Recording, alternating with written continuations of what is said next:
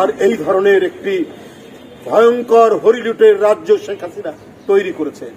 Salman F Rahman, তার সাবেক ভূমি প্রতিমন্ত্রী, তার আইনমন্ত্রী, তার স্বরাষ্ট্রমন্ত্রী, একে তার ওবায়দুল কাদের উপহাস করেছে, হাসান মাহমুদ একের পর এক লাশ পড়েছে আর উপহাস করেছে। তাদের আরেক পুলিশ কর্মকর্তা বলেছে যে আমরা গুলি করি, পড়ে যায়, ওইখানে এসে আরেকজন দাঁড়ায়, তার ঊর্ধ্বতন কর্মকর্তাকে বলছে। সেটাও তো ভাইরাল হয়েছে, আপনারা দেখেছেন। আরেকজন ওসি বলছে তার দারোগাকে, এসআইকে, যে তোরা যদি গুলি না করিস আমি গুলি করব। এই তো হচ্ছে শেখ হাসিনার রাজত্ব। নিজের দেশের কচি বাচ্চাদেরকে যারা রক্ত টেনে নিতে পারে, রক্ত ঝরাতে পারে, তারা কি না করতে পারে। নিজের স্বার্থে তারা গোটা দেশ বিক্রি করে দিতে যাচ্ছিল।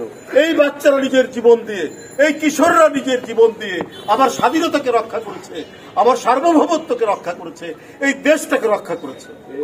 আমি আল্লাহর কাছে কায় মানবকে প্রার্থনা করছি, মোনাজাত করছি, আল্লাহ তুমি এদের আত্মদানের মধ্যে দিয়ে এই জাতিকে যেমন রক্ষা করেছো, আল্লাহ এদেরকে তুমি বেহেশত নসিব করো, তুমি নিশ্চয়ই তাদেরকে তুমি।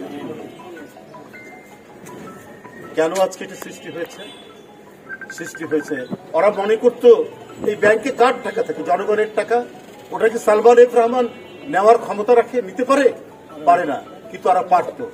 ওরা মনে করত জনগণ তার মানে কষ্টার্জিত টাকা ব্যাংকে রাখবে আর লোপাট করবে আওয়ামী লীগের মন্ত্রীরা, লোপাট করবে আওয়ামী লীগের নেতারা। ওরা বিদেশে 360টার মতো বাড়ি করবে, নানা দেশে নানা বাড়ি করবে, সেকেন্ড হোম বানাবে। ওরা সুখে শান্তিতে তারা বিদেশেও বাড়ি থাকবে আর দেশ থেকে তারা লুট করবে। আর যদি জনগণের আওয়াজ হয়, যদি জনগণের গণতন্ত্রের পক্ষে যদি আওয়াজ হয়, তাহলে তাদেরকে কি বলতো? আপনাদের মনে আছে মাইনুদ্দিন খান বাদল প্রকাশ্যে পার্লামেন্টে বলেছে যে আন্দোলনকারী যারা গণতন্ত্রের কথা বলে ওই সমস্ত বিরোধী দলের পায়ে গুলি করবেন। প্রথমে কার উদ্দেশ্যে বলছে? আইন শৃঙ্খলা বাহিনী আর আওয়ামী লীগের যুবলীগ, ছাত্রলীগ। প্রথমে পায়ে গুলি করবেন, তারপরে বুকে গুলি করবেন। তারা সেইটাই প্রতিষ্ঠা করতে গিয়েছে, তারা সেইটাই এই আন্দোলনের মধ্যে তারা পরীক্ষা করে দেখেছে যে এটা কি হতে পারে।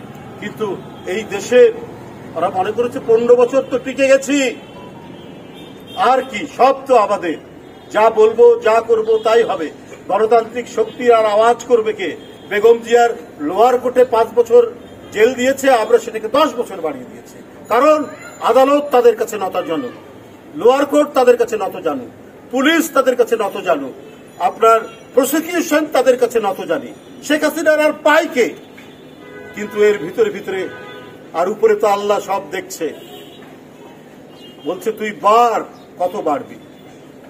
জনগণ যে ভিতরে ভিতরে ফুঁসে উঠছে, জনগণ যে চরম প্রতিশোধ দিতে পারে অন্যায়ের বিরুদ্ধে, সেইটা শেখ হাসিনা এবং তার দল, তার ফ্যাসিস্ট, এরা আজকে দেখেছে যে কি অবস্থা।